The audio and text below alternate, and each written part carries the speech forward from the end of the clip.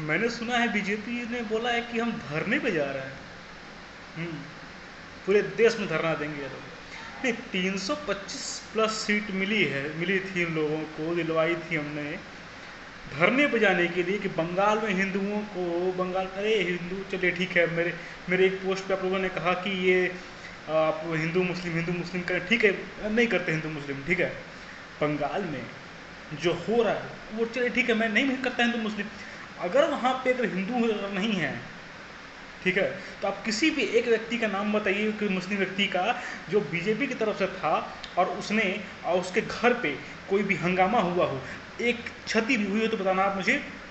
मैं अपनी post delete कर दूंगा, अकाउंट तक बंद करने को मैं तैयार हूँ। उसके बाद आप एक बार ये बताइए कि किसी मुस्लिम के घर पे वहाँ पे कुछ हुआ हो।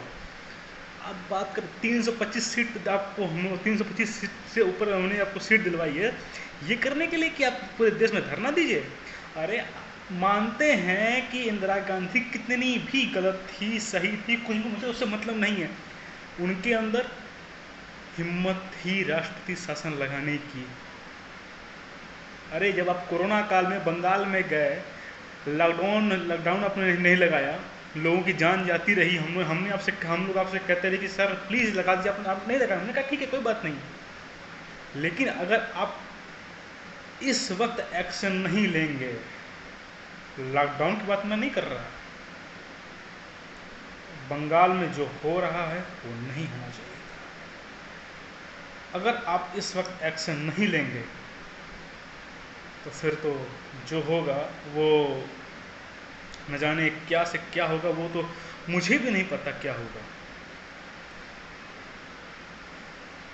क्योंकि क्या होगा ये किसी को नहीं पता है। बस हम लोग एक आखिरी बार कह रहे हैं कि बस आप लोग एक बार राष्ट्रपति शासन लगाइए वहाँ पे। इंदिरा गांधी कितनी भी गलत थी, लेकिन उनके पास हिम्मत था राष्ट्रपति शासन लगाने का। हजारों बार वो लगा सकती थी। अगर वो आज इस वक्त जिंदा होती तो वो लगाती। लोग कहेंगे इसको वीडियो को देखने के बाद कि आप कांग्रेस के सपोर्टर, मैं कांग्रेस का सपोर्टर नहीं हूँ, मैं सत्य का साथ देता हूँ, ठीक है। सत्य, और सत्य ये है कि बंगाल में जो नौटंकी हो रही है वो बंद होनी चाहिए। बंगाल वालों की गलती थी, उन्होंने दीदी को जिताया, अब भुगत रहे हैं।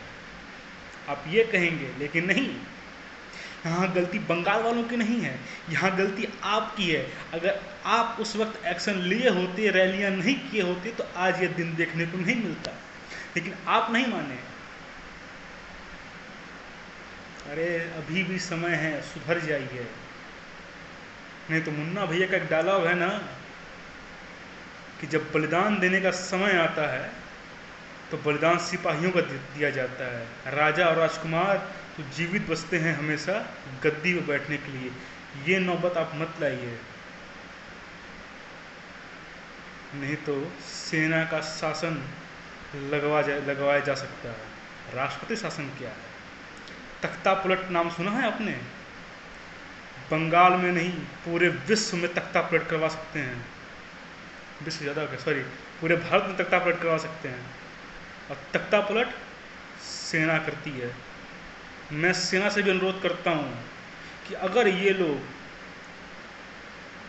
48 घंटे के अंदर ये लोग अगर राष्ट्रपति शासन बंगाल में नहीं लगाते हैं, सेना प्लीज़ आप तख्ता पलट करिए, इनको इनकी औकात बताइए, क्या औकात है इनकी।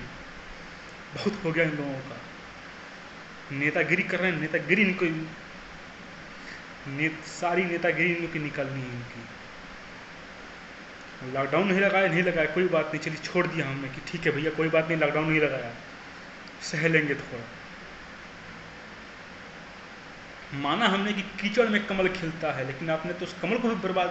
वो ध्यान से देखिए, वो कमल कीचड़ में खिला तो जरूर है, लेकिन वो कमल नहीं है और वो कीचड़ नहीं है।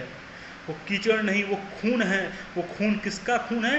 हिंदुओं का खून है। और वो कमल नहीं है, वो हाथ है। किसका?